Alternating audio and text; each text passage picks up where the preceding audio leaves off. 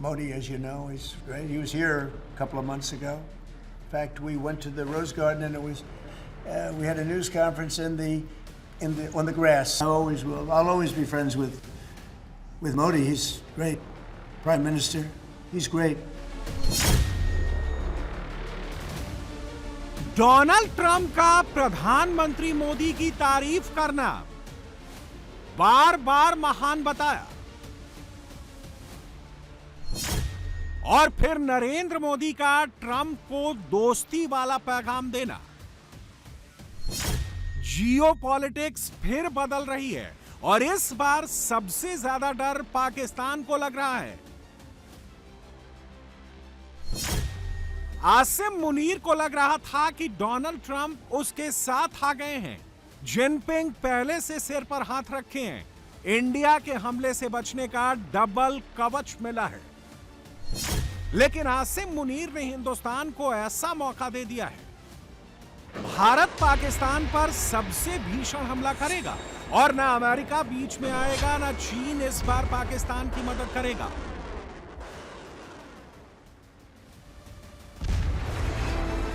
कोई भी युद्ध एक गोली से शुरू होता है, लेकिन यह गोला कहां चलेगा, मिसाइल का टारगेट क्या होगा, यह सबसे ज्यादा जरूरी है।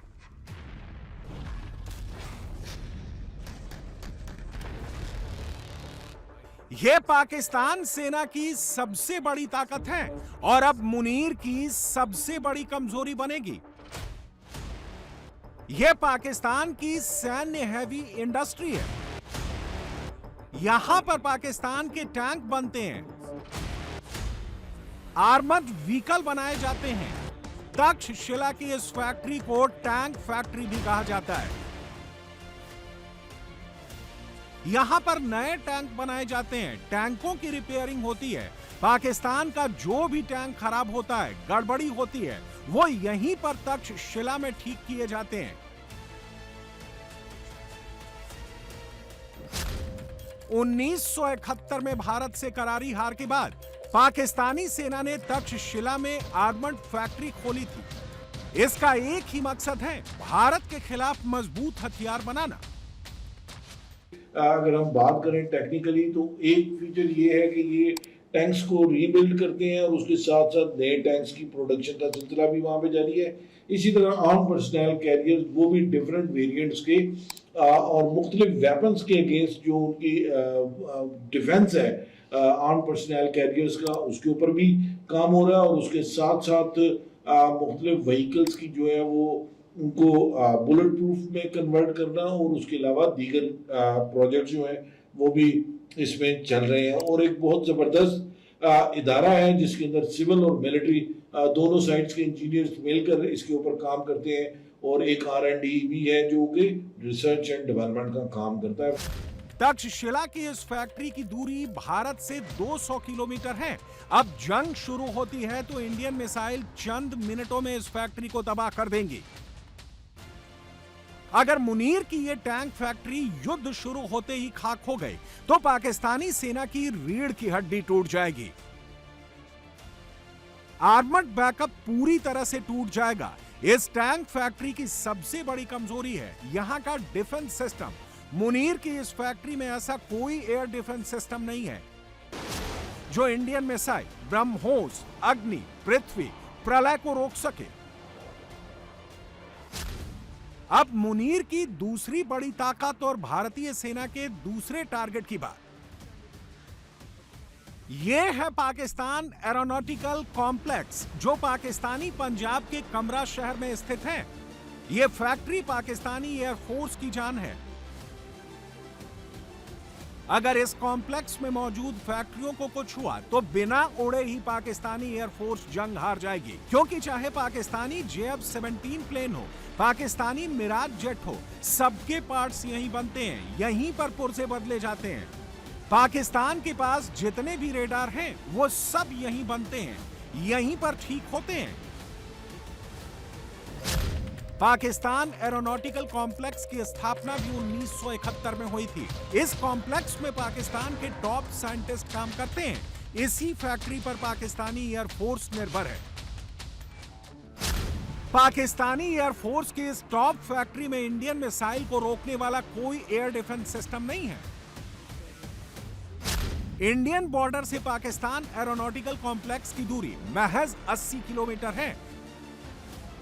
इंडियन मिसाइल कहां तक पहुंच सकती है, इसका अंदाजा पाकिस्तान को 7 मई को हो गया था। मुरीदके में हाफिज सईद का हेडक्वार्टर था, जिसको इंडियन मिसाइल ने खंडहर में तब्दील कर दिया था। अब इस खंडहर को पाकिस्तान खुद बुलडोजर से गिरा रहा है ताकि नया आतंकी सेंटर खोल सके। जो हाल मुरीदके का हो सकता है, वही आग पाकिस्तान एरोनॉटिकल कॉम्प्लेक्स पर बरस सकती है। बस एक ऑर्डर की बारी है, दिल्ली से ऑर्डर आएगा और जंग शुरू होते ही पाकिस्तानी एयरफोर्स की बैकबोन टूट जाएगी। पाकिस्तान एरोनॉटिकल कॉम्प्लेक्स को तबाह करने के लिए पिनाका ही काफी है, जिसके नए जीपीएस गाइडेड रॉकेट 110 किलोमीटर तक सटीक निशाना लगा सकते हैं। यानी जमीन से पिनाका दहाड़ेगी, आसमान से प्रलय गरजेगी। अब मुनीर की तीसरी सबसे बड़ी ताकत और इंडियन आर्मी के तीसरे टारगेट की बात। यह है पाकिस्तानी सेना का दिल, पाकिस्तान ऑर्डिनेंस फैक्ट्री। यहीं पर पाकिस्तानी सेना के लिए गोलियां बनती हैं, बंदूकें बनती हैं, आर्मी के लिए हथियार बनाए जाते हैं। यह पाकिस्तानी सेना का तहखाना है। अगर इस तहखाने को कुछ हुआ तो मुनीर सेना के पास बंदूकें तो होंगी, लेकिन चलाने के लिए गोली नहीं बचेगी। पाकिस्तानी सेना के पास 4 दिन का रिजर्व गोला बारूद है। अगर पाकिस्तान की इस फैक्ट्री को जंग शुरू होते ही खत्म कर दिया गया, अगर इंडियन मिसाइल ने मुनीर के बारूद खाने में बारूद भर दिया, तो जंग के 5वें दिन पाकिस्तानी सेना को लाठी डंडे से जंग लड़नी पड़ेगी। पाकिस्तानी ऑर्डिनेंस फैक्ट्री पाकिस्तानी पंजाब के वाह शहर में स्थित है। यहां से इंडियन बॉर्डर की दूरी 200 किलोमीटर है, यानी कई इंडियन मिसाइल की रेंज में है। इंडियन मिसाइल कितने अंदर तक, कितना सटीक हमला कर सकती हैं, इसका डेमो आसिम मुनीर 10 मई को देख चुका है। 10 मई को जो हुआ वो सिर्फ ट्रेलर था। जब पूरी फिल्म शुरू होगी तो पाकिस्तानी सेना के पास कुछ नहीं बचेगा।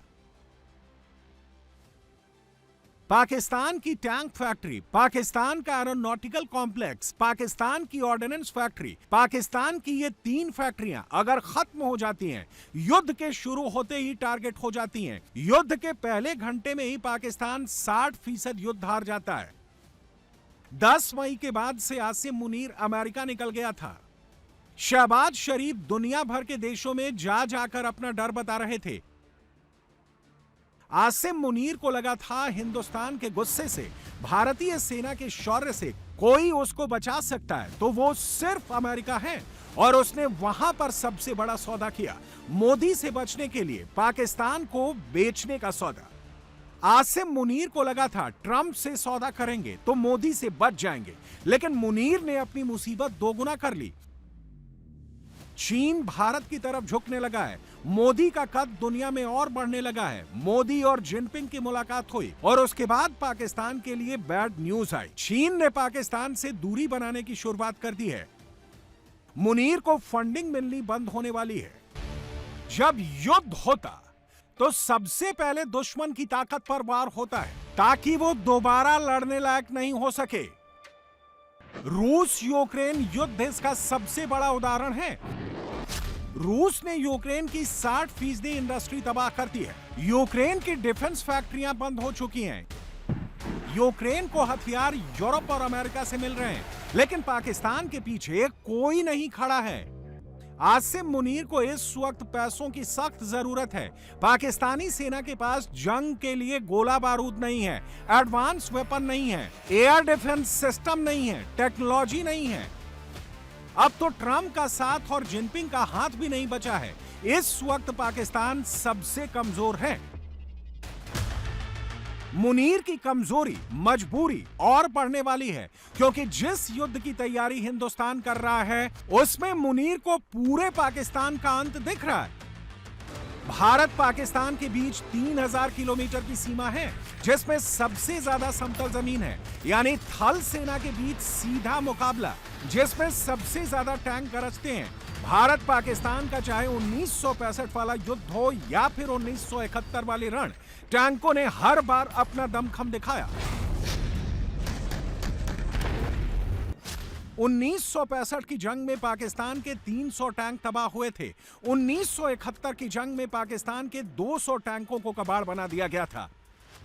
इस बार युद्ध होगा तो टैंकों के गोले गरजेंगे, तबाही मचाएंगे और इंडियन आर्मी में टैंक की पावर बढ़ने वाली है। भारतीय टैंक फैक्ट्रियों में युद्ध स्तर पर काम हो रहा है। भारतीय सेना के लिए सप्लाई तेज कर दी गई है। भारतीय सेना के पास अभी 4600 टैंक, अब नए 2200 टैंक मिलेंगे, जिसमें 400 नए हल्के टैंक भी शामिल होंगे। 6 लाख गोले भारतीय सेना को दिए जाएंगे। 6 लाख गोले, इतने गोलों का इस्तेमाल जंग के वक्त होता है। जब युद्ध शुरू होता है तो हर दिन कम से कम 30 से 40 हजार गोले दागे जाते हैं, ताकि जल्दी से जल्दी दुश्मन के हौसलों को तोड़ा जा सके और उसको संभलने का मौका ना मिले। ऐसी विध्वंसक तैयारी नेवी के लिए भी हो रही है। आखिरी बार जब नौसेना के बेड़े ने पाकिस्तान पर चढ़ाई की थी तो पाकिस्तान के 2 टुकड़े हो गए थे। इंडियन नेवी ने इतने गोले दागे थे, इतनी मिसाइल दागी थी, पाकिस्तान धुआं धुआं हो गया था। इस बार युद्ध होगा तो पाकिस्तान पर पहला हमला नेवी भी कर सकती है और इस बार हमला 1971 से भी भीषण होगा। तैयारी पाकिस्तान के अंत वाली चल रही है। भारतीय नौसेना में नए 10 युद्धपोत शामिल होंगे, एक नया एयरक्राफ्ट कैरियर शामिल होगा, 10 नए लैंडिंग प्लेटफॉर्म इंडियन नेवी का हिस्सा बनेंगे। इसके अलावा हेलीकॉप्टर, न्यूक्लियर पावर वाले युद्धपोत, इलेक्ट्रोमैग्नेटिक सिस्टम लगेंगे। यह तैयारी जंग की है, बहुत बड़े युद्ध की है। ऐसा युद्ध जिसके बाद सदियों तक पाकिस्तान आवाज ऊंची नहीं करेगा। हिंदुस्तान फाइनल वॉर की तैयारियां कर रहा है। पाकिस्तान और भारत की डिफेंस पावर में सबसे बड़ा फर्क नौसेना का ही है। इंडियन नेवी इतनी मजबूत है, कराची से लेकर इस्लामाबाद तक तबाही ला सकती है। भारतीय नेवी में 2 एयरक्राफ्ट कैरियर हैं, पाकिस्तान के पास एक भी नहीं है। भारत के पास 11 डिस्ट्रॉयर हैं, पाकिस्तान के पास एक भी नहीं। भारत के पास 16 फ्रिगेट हैं, पाकिस्तान के पास 10।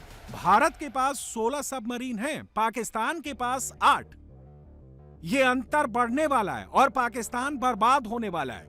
आसिम मुनीर को सिर्फ इंडियन आर्मी और नेवी से डर नहीं लगता, बल्कि इंडियन एयरफोर्स का नाम सुनते ही मुनीर का गला सूख जाता है। उसके सामने बहावलपुर, मुरीद के पाकिस्तान एयरबेस की तबाही वाली तस्वीरें सामने आने लगती हैं, क्योंकि इसका तोड़ अभी तक पाकिस्तान के पास नहीं है और पाकिस्तान पर हवाई खतरा और बढ़ने वाला है। भारतीय वायुसेना में 20 स्ट्रेटोस्फेरिक एयरशिप शामिल होंगे, 350 मल्टी ड्रोन हिस्सा बनेंगे।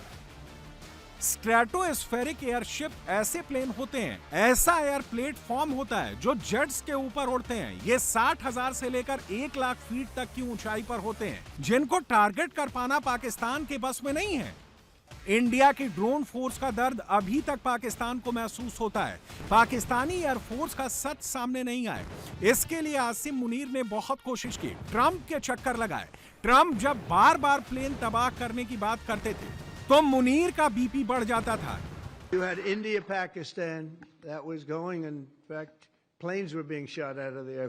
4 or 5, but I think 5 jets were shot down actually. And they already shot down 7 jets. ये जेट्स पाकिस्तानी हैं, अमेरिका के दिए हुए F-16 प्लेन, जिनको इंडियन मिसाइल ने खाक कर दिया। ये बात पाकिस्तानी मानते हैं। युद्ध नीति से पहले कूटनीति आती है, कूटनीति ही युद्ध का नतीजा जंग से पहले तय कर देती है। जिस युद्ध नीति को मुनीर अपनी जीत मान रहा था, वो मोदी की कूटनीति से हार में बदल गई। पाकिस्तान के परमानेंट इलाज का सही वक्त आ गया है।